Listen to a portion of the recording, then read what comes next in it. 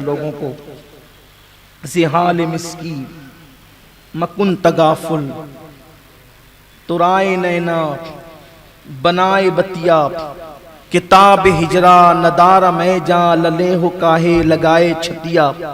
یہ آپ کا کلام ہے. اسی طریقے سے عید گاہے ماں غریبہ روئے تو عید گاہے ماں غریبہ روئے تو کہتے ہیں کہ میری عید گاہ تو آپ کا آستانہ ہے. میری عیدگاہ تو آپ کا آستانہ ہے. اور کہتے ہیں کہ یہ جو عید کا چاند ہے نا، یہ ہزاروں عید کے چاند آپ کی ابروؤں پہ قربان، اس لیے کہ یہ چاند آپ کی ابروؤں سے زیادہ خوبصورت نہیں. بڑے کلام لکھے، اور وہ ہندی زبان کا ایک کلچر ہے.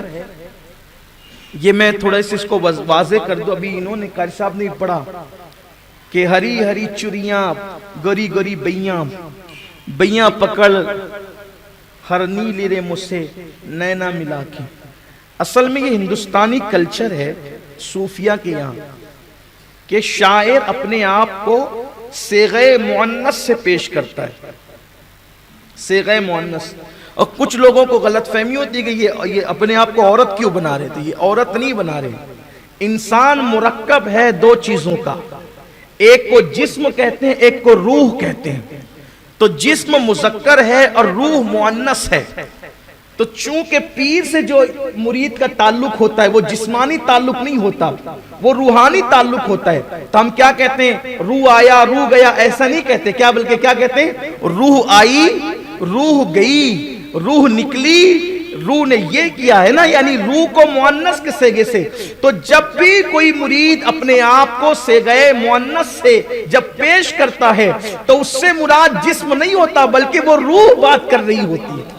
یہ ہے. تو وہاں اپنے آپ کو عورت بنانا نہیں ہوتا ہے معاذ اللہ، بلکہ وہاں تو وہ روح خود ہی مؤنث ہے اور وہ روحانیت کی بات ہوتی ہے. اس لیے حضرت محبوب الہی کی بارگاہ میں وہ یوں کہتے ہیں نا، چاپ تلک سب چھینی مجھ سے نینا ملا کے. اب کہاں کہ یہ اسلام میں چاپ تلک کا تصور کہاں ہے؟ تلک چاپ اس کا تصور کہاں ہے؟ یہ چاپ تلک نہیں ہے. وہ قرآن کہتا ہے سیماہم فی وجوہہم من اثر السجود. ہاں، تو وہ جو مرشد کی نگاہیں ہیں نا، تو اس نے نگاہوں سے ایسا جام پلایا کہ وہ جو سارا خمار تھا عبادت کا وہ سب چھین لیا اور حقیقتوں کی طرف مائل کر دیا.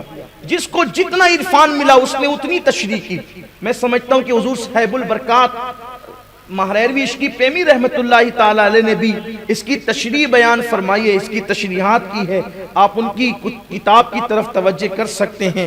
جیسا کہ سب سنابل شریف کی شروعات کے اندر مقدمے میں اس کا تذکرہ موجود ہے جہاں تک مجھے یاد آتا ہے. تو لوگ اصل میں جو چیز سمجھ نہیں پاتے اس لیے وہ اس کا انکار کر دیتے ہیں.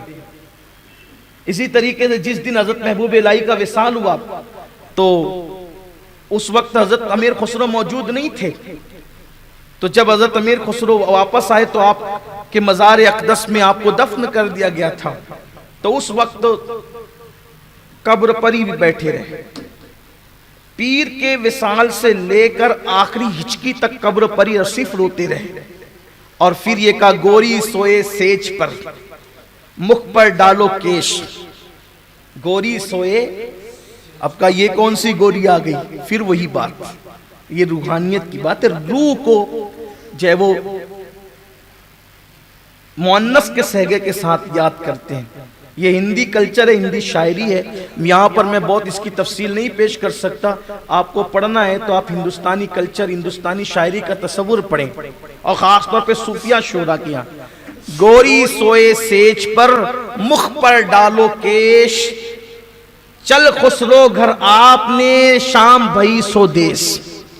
اور آپ پہ اتنا غم طاری ہوا کہ پھر چند مہینے کے اندر اندر جو ہے وہ آپ نے بھی جو ہے وہ وصال کا جام پیا، اور حضرت محبوب الہی فرماتے تھے کہ جب کوئی میرے مزار پر آئے تو پہلے میرے خسرو کے یہاں آئے، اور آج تک کہ یہی معمول ہے کہ ہر حاضری دینے والا حضرت پہلے امیر خسرو کے یہاں جاتا ہے پھر آتا ہے۔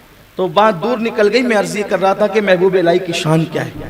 تو حضرت امیر خسرو شعر لکھ کر کے لاتے، سناتے، حضرت محبوب صاحب سنتے، اور سننے کے بعد جو ہے پھر کہتے خسرو بہت اچھا لکھا تم نے، اور لکھتے بھی تھے نا واقعی اچھا۔